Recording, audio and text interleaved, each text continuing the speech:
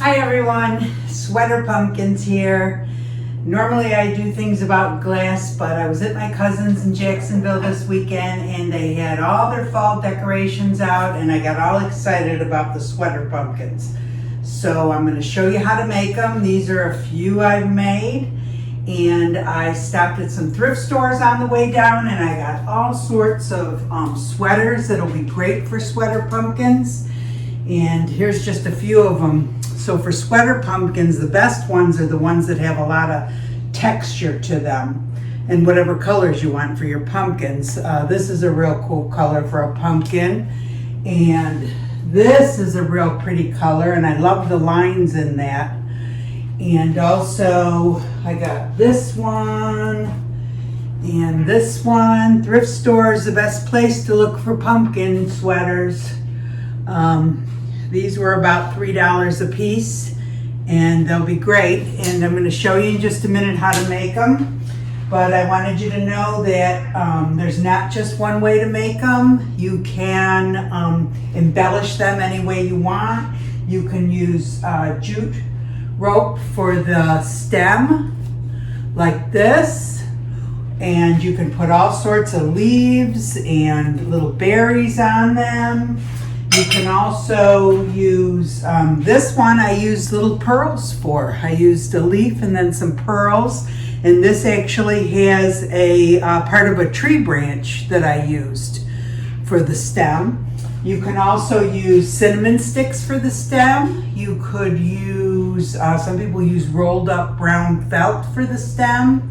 All sorts of things. And with the jute rope, you can just do it like this. Whoops. Or you can make a stem that looks like this, which is real cute too. So a lot of this stuff you can just pick up right at the Dollar Tree, and some of it you could get at Hobby Lobby. I have a whole bunch from a stick that you can use for the stems, but like I said, they actually sell these cut like this at Hobby Lobby. And beads that I use to embellish with, I got at it's just an old pearl, necklace. And then some of these little berries, you can get these all from the Dollar Tree.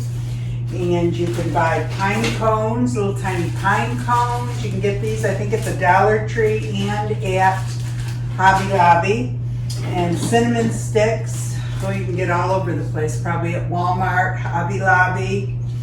And let's get going. I'll show you how I made them. So I picked up this yarn at Dollar Tree that I'm going to use in making the pumpkins. It's a really good deal, and they have quite a variety of colors. I picked out the sweater I wanted to use for the first pumpkin, and I measured out 8 inches on the sleeve, about 8 inches. It doesn't have to be exact, but that seems to make a good size pumpkin for a small one. And then I cut it off, and then I turned it inside out. Next, I have to thread the needle. Sometimes it can be difficult threading the needle. So you could actually put a little bit of tape on the end of the yarn if you need to. But you do need to get a wide eye needle, quite a large one with a wide eye on it. It makes it a lot easier. This is what it would look like with tape on the end. Next, you need to tie a knot in the end of the yarn before you start sewing. Then you're going to choose one end and you're going to do a straight stitch all the way around it. And this will be the bottom of the pumpkin. So remember, you're doing this with it being inside out. So after you're finished sewing it, you'll pull it together tight, and then you can make a double knot in it and cut that thread right off. So next, you'll have to turn it in right side out. That's right, right side out. So that's actually the bottom of the pumpkin. Doesn't it look cool? And the top of it here, you're going to stuff with some stuffing. Polyfill stuffing, polyfiber, I think you call it. Polyester packer and fiber filling, something like that. Anyway, you can get that at Walmart, you can get it at Michael's, you can get it at Hobby Lobby, pretty much any sewing store, any craft store. And you really want to pack it fairly tight, otherwise it really won't look right. So put quite a bit of it in there. Once you get it as full as you want it, then you're going to need to sew the top up. So start from the inside, so the knot's on the inside, and then do the exact same stitch that you did on the bottom on the top. And just keep on going around till you get all the way around to the other side, and then you're going to pull it tight. And as long as you have all this thread on there, you can continue on. You don't have to tie it off. Just pull it tight, and then push it to the inside. And then I pushed all of that down in, because the stem I'm going to make, I'm going to insert into it. Then push the needle all the way through and pull it out the bottom. And what you're going to do is start wrapping it to make the creases.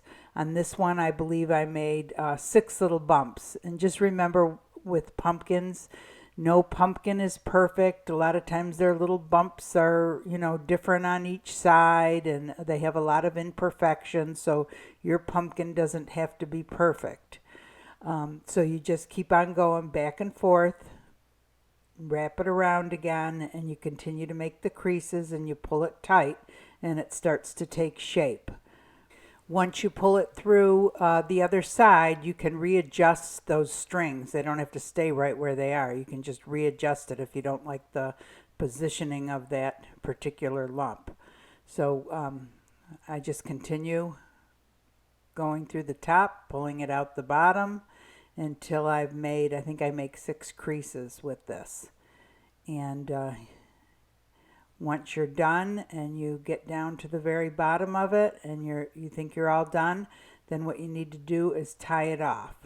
So I would make a double knot. Just pull it through a couple of times and through the loop, and another time and through the loop again.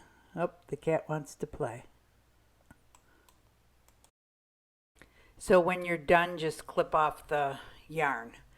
So here I'm showing you some branches, how I buy the leaves and branches, and I just clip them off and store them in a little container to embellish the pumpkins with when I'm done. And I'm just kind of showing you how I did this. At the end, I'll show you the finished product. But next, I did another pumpkin identical to this, only instead of pushing it back in the center when I was done, what I did was I left that sticking up, and I tied a little knot up at the very top with the needle. I just made a little loop and tied a knot. So after you're done cutting it off, you're going to go ahead and tie another knot at the end and begin again by pushing it through, so that the knot is on the, you tie a knot in the end of the yarn, and then pull the, push the needle through so that the knot is on the inside. And then you go ahead and start by pulling it down again and pushing it up through the middle. And you repeat that, only instead of coming up through the middle at the very top, you come out at the side of the stems. Sometimes this is a little bit more difficult to find the needle. You kind of have to work at it for a little while. So the same as the other, back and forth, shaping the pumpkin. And you can adjust the strings, when you want to. Sometimes when you first put it through, the string isn't right in the right place. But before you pull it tight, you can go ahead and adjust the strings. And I usually make, again, 5 or 6 little lumps on it. And at the very end, you go ahead and tie it off, just like with the other one. But the only difference with this is the top part is sticking out instead of in. So instead of inserting something, what we're going to do is go ahead and put the jute rope around it. Now there are different sizes to the jute rope. So the one I got here is from the dollar store, so it's fairly thin. And if you're doing a larger pumpkin, you're probably better off going to one of the hobby stores and getting a larger diameter jute rope, and it will go quicker, because once you're working with a large stem, you're going to be wrapping it about 100 times with this real thin rope. So the fatter the rope, the faster it goes. And for the smaller pumpkins, it's fine, but if you're doing a large pumpkin, you'd probably want a larger or a fatter rope. So every once in a while, you need to put a little bit of hot glue down to hold the rope in place. This hot glue gun I have is not super hot. It's really hard to pump. I got this from Walmart. There are hot glue guns at the Dollar Tree, and I have a bunch of them, and those get super hot. You got to be really careful, so you can't use your finger to press the rope into it, but you have to use like the end of the hot glue gun, I guess. Once you get to the end and you're at the very top, you may have to actually trim the stem so that it's flat, and then fill the top with the hot glue and start winding it in a circle until you get to the very end. Cut a little piece off, a final dot of glue, and you're done. Isn't that cute? So next I'm going to embellish them both.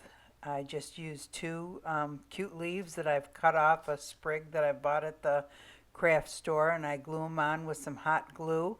And these berries are also from the Dollar Tree, and I just cut a couple berries off and glue those on. Doesn't that look cute? And then with the other one that I'm going to insert the stem, you could use a pine cone, cinnamon sticks. You could use, and what I use for this one is a tree branch. I had got a few tree branches and cut those into little sections, hot glued those in, put a couple leaves on just like the other one. And then for the berries, I used the faux pearl necklace that I had picked up somewhere, and just took 3 of them off and hot glued those on. And it looks really cute like that.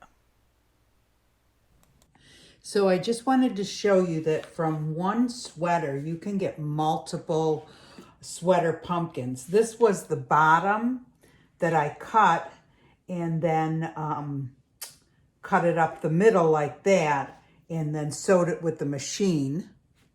So you can get 2 pumpkins out of the bottom part. And the neck might have came down too low.